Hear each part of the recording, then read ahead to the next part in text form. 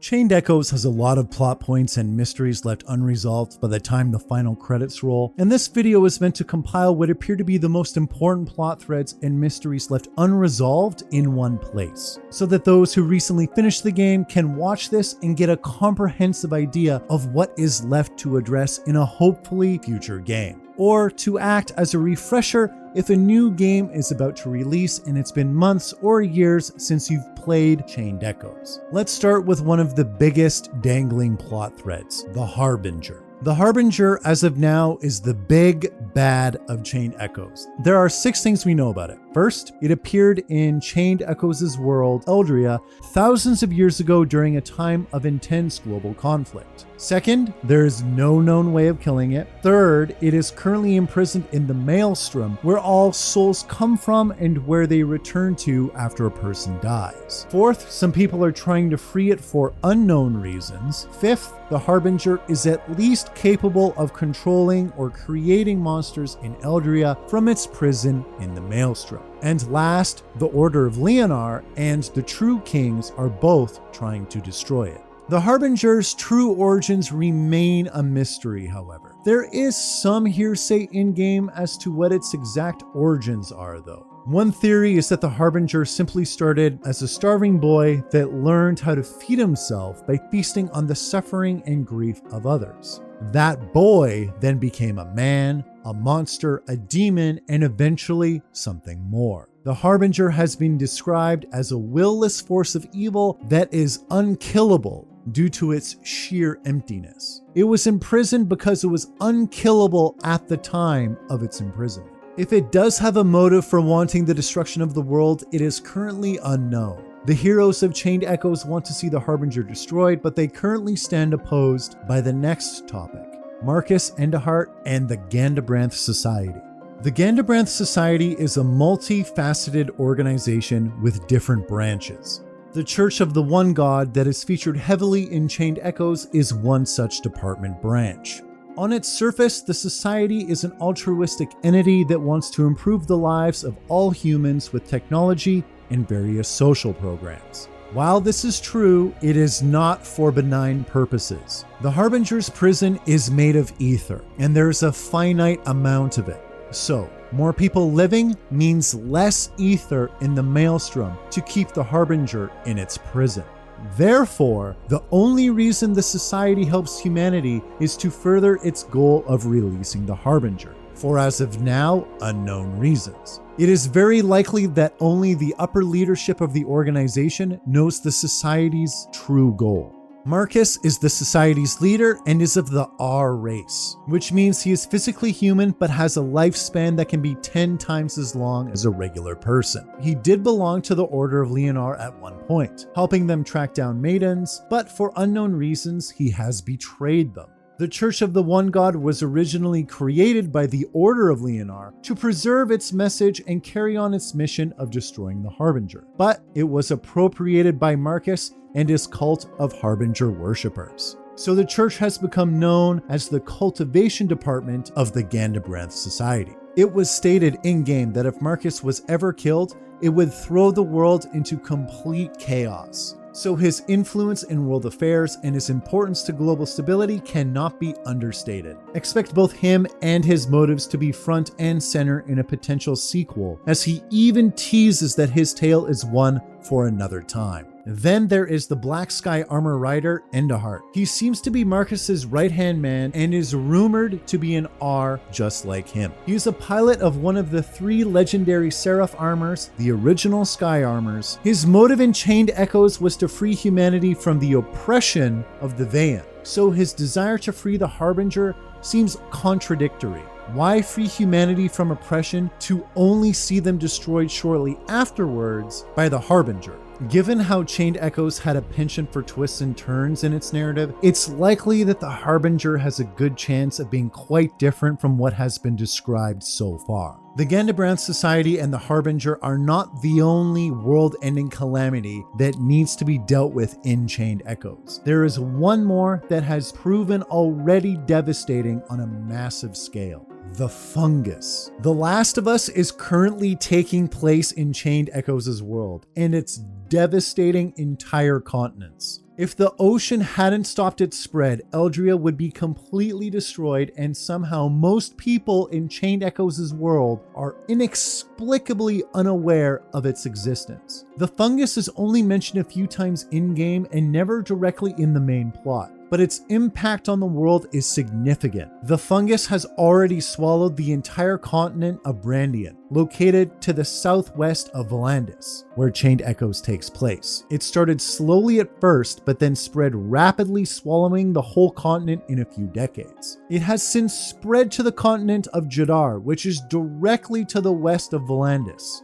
where it is causing a mass exodus of people from the continent south as they flee to the north, since the fungus has begun to consume everything. Unless the fungus's fate is tied directly to the Gandebranth Society or the Harbinger, it will need to be addressed in future games or DLC. What's the point of saving the world from the Harbinger if it's simply going to be destroyed by something else?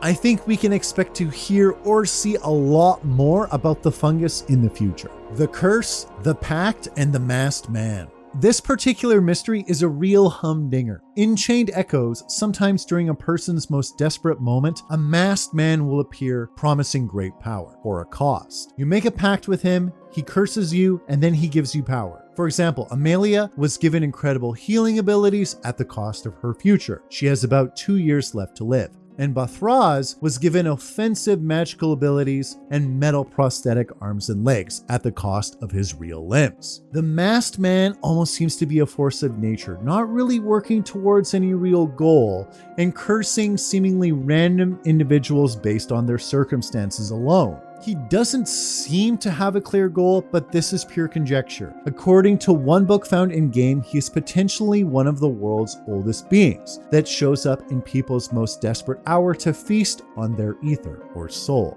and is possibly called Manaflora. By the end of Chained Echoes, Bathraz is hunting the Masked Man down to save Amalia from her curse after she saved his life during the course of the story. So unless the sequel takes place years later and Amalia is already dead, expect to learn more about who the Masked Man is in the future and why he does what he does as Bathraz attempts to hunt him down. The Weapon and Lenne, the Last Maiden. The Order of Leonar was founded with one main purpose: find a weapon that can kill the Harbinger, and this weapon has not been found or created yet. To ensure that this mission could be continued over the course of thousands of years, the Maidens were created to carry on the world's true history. This was accomplished by using the Song of Manaflora. This spell ensured that the Maidens' echoes would be reborn throughout the ages. And this is significant because echoes carry the memories of a person's past lives, thereby preserving the original mission of the Order of Leonar for future generations to follow. However, Lenne is the last maiden, and she is crucial to the destruction of the Harbinger. We just don't know exactly how. When she dies in game and her 3 Vain Guardians emerge from her body, they say her death has occurred too early, implying almost that she is supposed to die at a very specific point in time for a specific purpose. Bathraz says the same thing. Clearly, there is much more going on with her, but we never get to find out exactly what. It is clear Lenne staying alive is important as she has a key role to play aside from simply making sure future generations are aware of the world's true history. She is vowed to fulfill her role in the Harbinger's destruction, so we'll of course be seeing her again. Kylian, June, and the Will. Kylian went through a lot in Chained Echoes, but he came out of it relatively on top. The last we saw Kylian, he had inherited the power of the 8th true king from Rob. It also had another name, the Manipulator, which was fitting because Gawain, throughout the course of the game, used his powers to mind read, mind control, and shapeshift to achieve his goals. Kylian gained these self-same powers, but vowed to conduct himself differently than Gawain did during the course of Chained Echoes. The big mystery for Kylian is how will he show up in the future with his newfound powers. The true kings are stated to be the guardians of Gaemdriel and are destined to fight the Harbinger. So chances are Kylian will show up again in the story to help the party in the next game in some capacity, or even be playable, who knows. Also, the main antagonists of Chained Echoes the Van were implied to not have been completely destroyed. The last we saw, they were imprisoned within Kylian, so the potential for them to make some sort of return is possible too. Also, when Kylian first becomes a true king by stealing Gawain's power, and before Rob chooses him as its true successor, we are introduced to a new term regarding a true king's power: the will. Simply passing on your power is one thing, but calling it by a name like the Will, as Gawain does, seems to point towards something else altogether. During the events of Chained Echoes, Gawain mentioned how he is burdened by his eternal mission, and he makes passing remarks of admiration towards the golems in the Empyrean runes for their dedicated servitude, even though their masters disappeared long ago. This makes me think that his power, or the will, as he called it, could have been bestowed by an even higher power, or maybe the power itself is a higher power or force of some kind, influencing those it inhabits. And since the true kings are stated to be the protectors of all living beings on Eldria, this is most likely the mission the will imposes on its host, if it does influence them. Hopefully we'll find out more about the will, where it came from, and exactly what it is in the next game. And next there is June. June was Gawain's companion and lover. She is quite enigmatic. During the epilogue, she is seemingly reincarnated and sent to Kylian by a masked man, who said Kylian would protect her. My initial guess as to this masked man's identity is it's the same one who cursed Amelia and Bathraz. But why would he send June to Kylian? Why would he care? Why was June with Gawain, and why is she a child now? For a side character that was accompanying Gawain, June has become one of the biggest mysteries of Chained Echoes. The true kings. There are 8 true kings we know about, including Kylian, and he's the 8th. Since their purpose is to protect Eldria and destroy the Harbinger, we will most definitely see and hear more about them in future DLC or games. Let's go over all 7 I haven't mentioned yet, because some of them are quite mysterious and have some nagging questions left unanswered from their introductions. First, there is the ape Meteorus Arbo, also called the Meditating Monk. He's as large as a mountain and has been meditating for thousands of years. Why? Is there some question or problem he's contemplating? How to defeat the Harbinger, maybe? Who knows? Second, the boar Grandalar. He's digging huge straight lines across the earth and will destroy anything in his path, including human settlements. Again, why is this true king doing this? Do these huge trenches serve some purpose? Third, the dragon Asnadiel, also called the Undying Dreamer. The only true king we see in-game aside from Gawain. Not much is known about him at all. He sleeps in the ancient city of Nisha because it's full of miasma, which dragons in the world apparently love. He confronts the party but is dismissed by Kylian disguised as Rob. Was this a random encounter with Asnadiel because he was rudely awakened by Nisha's destruction, or was it confronting the party for another reason? Fourth, the Divine Voice. No one has ever seen this true king, so its physical form is completely unknown. It's called a parrot because it repeats itself and sounds like a bird. Every 100 years, its voice resounds across Eldria and speaks for several moments in a language no one understands. The obvious question here is, what is it saying? A warning, a message, or something else? Fifth, the second moon of Eldria, the Owl, Luna, or Betnus, also called the Watching Eye. A living moon is odd enough, but apparently airships that exceed a certain altitude are destroyed by this true king.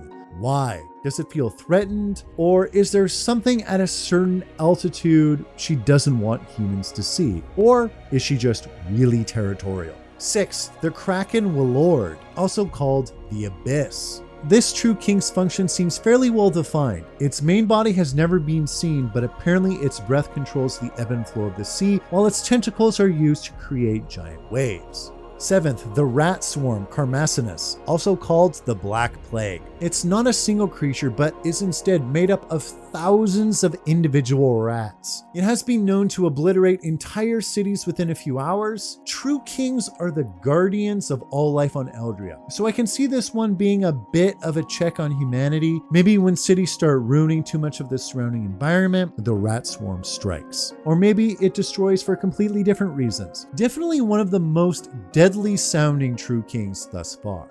And last, I'll talk about the God-King Gaemdriel. The hidden super boss of Chained Echoes had some cryptic dialogue that could or could not lead to something in a future game. He was sealed away during the War of 1,000 Realms in the hope that the war would stop with his imprisonment. He says a lot of things that have no real meaning without supporting context, except for the fact he is a slayer of true kings, meaning he has somehow killed at least one. And given the examples of what they are capable of, that's no small feat. It just begs the question, how many true kings have there been? And why would anyone want to kill them that wasn't directly tied to the Harbinger? Simply a matter of pride, perhaps? A big unknown question at this point. These are the biggest mysteries left to address in Chained Echoes. There are other pieces of lore and mysteries as well that add to the world building, but it's hard to say if they will have any real relevance going forward. It all depends on how ambitious Matthias Lenne is when it comes to creating more games set within the Chained Echoes universe. But if he maintains his quality over time,